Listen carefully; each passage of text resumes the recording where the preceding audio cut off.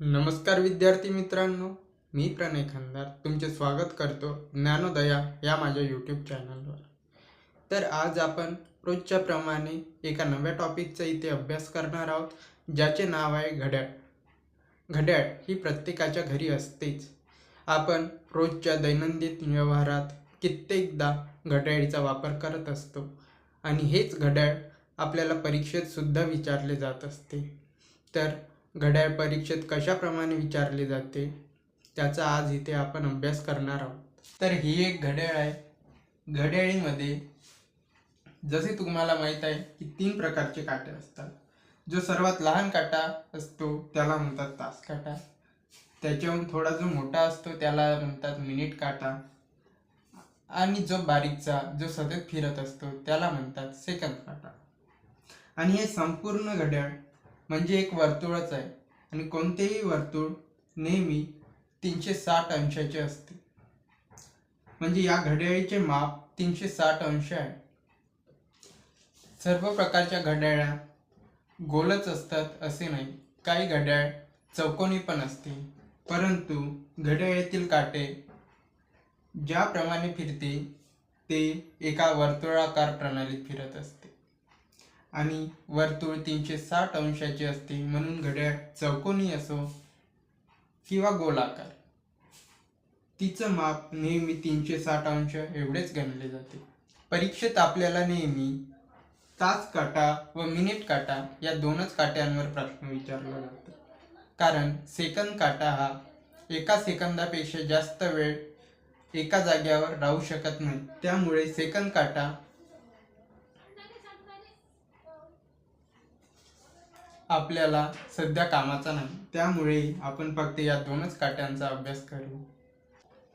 जसे आपणास माहीत आहे की घड्याळाचे माप 360 अंश असते आणि यात एकूण 12 अंक असतात.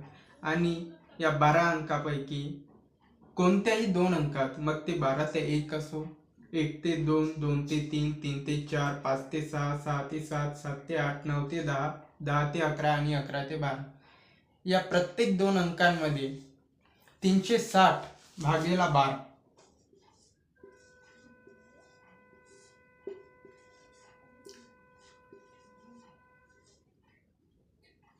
30 अंशाचा कोन असतो. म्हणजे समजा जर या घड्याळामध्ये 3 वाजलेले आहेत तर हे 30 अंश, हे 30 अंश आणि हे 30 अंश, म्हणजे या 2 काट्यांमध्ये 90 अंशाचा फरक असेल. 1 मिनिट म्हणजे 60 सेकंद. म्हणजे हा सेकंद काटा जेव्हा याचा पूर्ण एक चक्कर, म्हणजे ज्या आपण या बारीक रेषा बघतो प्रत्येक घड्याळामध्ये असते, या एकूण 60 रेषा असतात. प्रत्येक 2 अंकांमध्ये 5 रेषा असतात. 12 गुणिले 5 म्हणजे प्रत्येक घड्याळीत या 12 रेषा असतात. या रेषांचा उपयोग असा की आपल्याला किती मिनिटे झाली ते या रेषा दर्शवितात. म्हणजे या 60 रेषा जेव्हा हा सेकंद काटा ओलांडतो तेव्हा 1 मिनिट होतो. म्हणजे जेव्हा या सेकंद काट्याचा एक चक्कर पूर्ण होतो तेव्हा हा मिनिट काटा फक्त 6 अंश सरकतो. हा मिनिट काटा जेव्हा 6 अंश सरकतो तेव्हा हा तास काटा फक्त 0.5 अंश एवढाच सरकतो. जेव्हा हा मिनिट काटा याचा पूर्ण एक चक्कर, म्हणजे या 60ही पायऱ्या जेव्हा चालतो तेव्हा 1 तास ओलांडलेला असतो, हे आपणास माहीत आहे. हा मिनिट काटा जेव्हा या 60ही पायऱ्या चालतो, म्हणजे 360 अंश घुमतो, तेव्हा हा तास काटा केवळ 30 अंश घुमत असतो. आपण पहिलीपासूनच शिकलेलो आहे की प्रत्येक दिवस हा 24 तासाचा असतो. त्यामध्ये 12 तासाचा दिन आणि 12 तासाची रात्र असते. तर आता आपण वेळ न घालवता प्रश्नांना सुरुवात करूया, ज्यामुळे आपल्याला समजायला आणखी सोपे जाईल. प्रश्न पहिला, 1 वाजता तास काटा व मिनिट काटा यामध्ये किती अंशाचा कोन असेल? जसे की मी आपणास सांगितले आहे की प्रत्येक 2 अंकांच्या दरम्यान 30 अंशाचा कोन असतो. म्हणजे तुम्हाला किती वाजले हे जर दिलेले असेल तर त्या संख्येला 30 ने गुणावे. 12 ते 1 30 अंशाचा कोन असेल.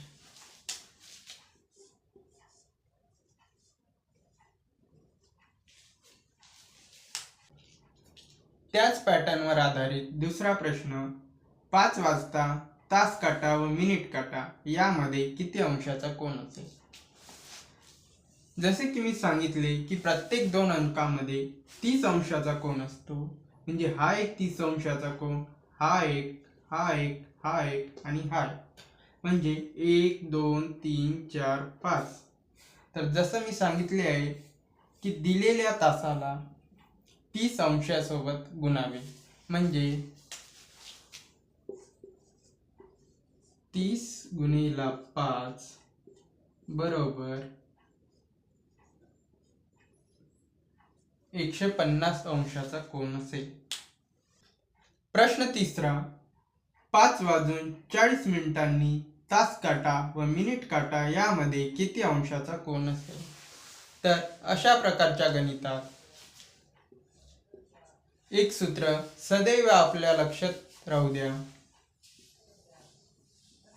11 भागाकारात 2 गुणाकारात मिनिटे वजा 30 गुणिला तास. तर लिहून घेऊ. 11 भागेला 2 गुणिला मिनिटे 40 वजा 30 गुणिला तास 5. म्हणजेच हे 2 आणि हे 40 आपापसात कटते. म्हणजे 40 भागेला 2 20. 20 गुणिला 11 म्हणजे 220 वजा 30 गुणिला 5 150. 220 वजा 150 म्हणजे 70. या 2 काट्यांदरम्यान 70 अंशाचा कोन असेल. पण हा कोन केवळ अंतर्गत कोन झाला. जर ऑप्शन मध्ये तुम्हाला 70 अंश हे उत्तर दिसत नसेल तर आपल्याला बाह्यतम कोन घ्यावा लागेल. जसे की तुम्हाला माहित आहे की पूर्ण घड्याळ 360 अंशाची असते. तर त्या 360 मधून हे 70 वजा करावे. 360 वजा 70 बरोबर 290. तर हा बाहेरील कोन 290 अंशाचा असेल. तर आपल्याला ऑप्शन पाहून उत्तर द्यावे लागेल. त्याच पॅटर्नवर आधारित आणखी एक प्रश्न. 3 वाजून 35 मिनिटांनी तास काटा व मिनिट काटा यामध्ये किती अंशाचा कोन असेल. तर सूत्र आपल्या लक्षातच आहे. 11 भागेला 2 गुणाकारात मिनिटे मिनिटे 35 वजा 30 गुणिला तास तास 3. 11 गुणिला 35 385 भागेला 2 वजा 30 गुणिला 3 90. 385 भागेला 2 म्हणजे 192.5 वजा 90 म्हणजेच 102.5. हा झाला अंतर्गत कोन. जर तुम्हाला बाहेरील कोन विचारला असता, ही संपूर्ण घड्याळ 360 अंशाची असते. तर 360 वजा 102.5 बरोबर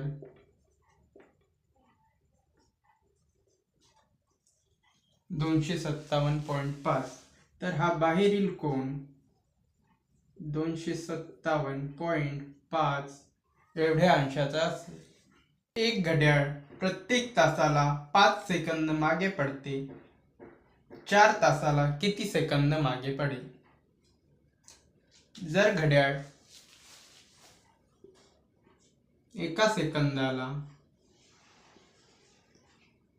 एका तासाला 5 सेकंद मागे पडत असेल तर 4 तासाला किती सेकंद मागे पडेल?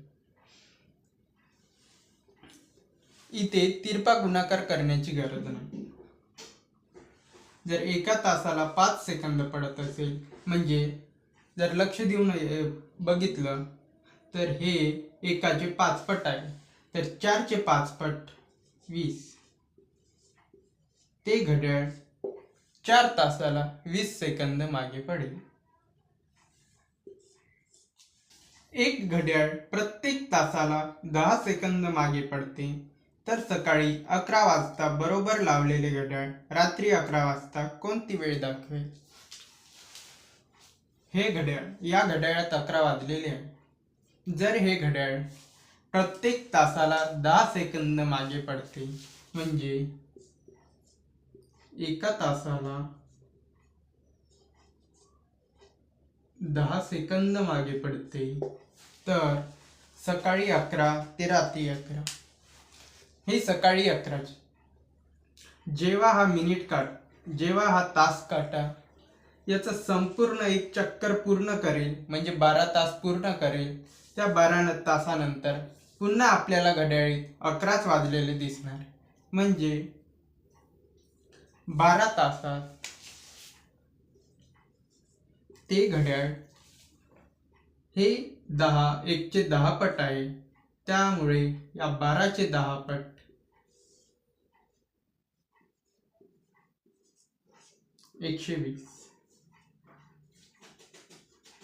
120 सेकंद मागे राहील. 120 सेकंद म्हणजेच 2 मिनिटे. म्हणजे ते घड्याळ 2 मिनिटे मागे पडेल. जर रात्री 11 वाजेल तर 11ला 2 मिनिटे कमी राहील म्हणजे 10:58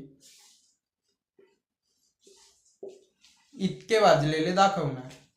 एक घड्याळ प्रत्येक तासाला 20 सेकंद पुढे जाते. तर 6 तासात किती सेकंद पुढे जाईल? प्रत्येक तासात म्हणजे एका तासात 20 सेकंद पुढे जाते. तर 6 तासात किती सेकंद पुढे जाईल? हे 6 1ची 6 पट आहे.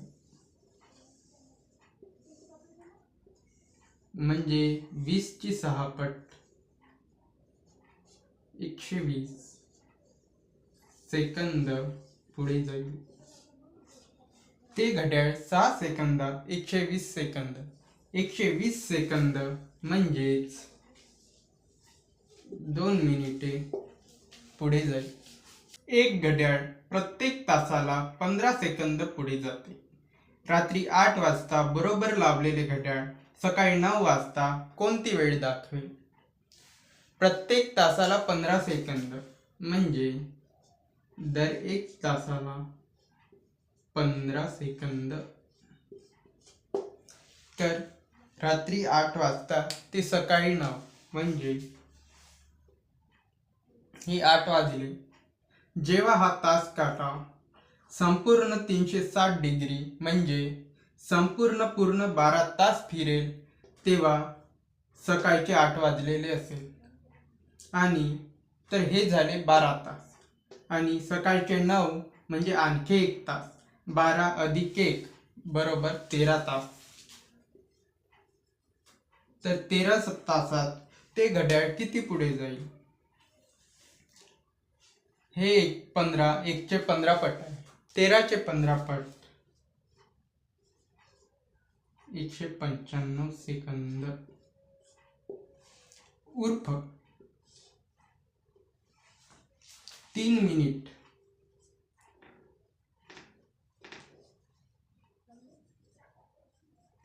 3 मिनिटे 15 सेकंद. 180 सेकंद म्हणजे 3 मिनिटे आणि उरले 15 सेकंद.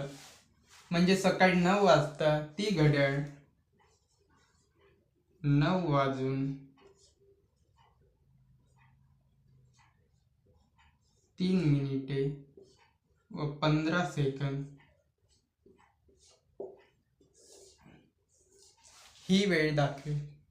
तर विद्यार्थी मित्रांनो, आज आपण इथेच थांबू. उद्या याच टॉपिकचा दुसरा भाग म्हणजे घड्याळीचा दुसरा भाग आपण घेणार आहोत, ज्यामध्ये घड्याळाचे दोन्ही काटे परस्परांवर म्हणजे 0 डिग्रीवर असताना, परस्परांच्या विरुद्ध दिशेला म्हणजे 180 डिग्रीवर असताना आणि काटकोनात म्हणजे 90 डिग्रीवर असताना कोणती वेळ दाखवते याचा आपण अभ्यास करणार आहोत. तर जर व्हिडिओ आवडला असल्यास व्हिडिओला लाईक करा, शेअर करा आणि चॅनलला सबस्क्राईब करा. धन्यवाद.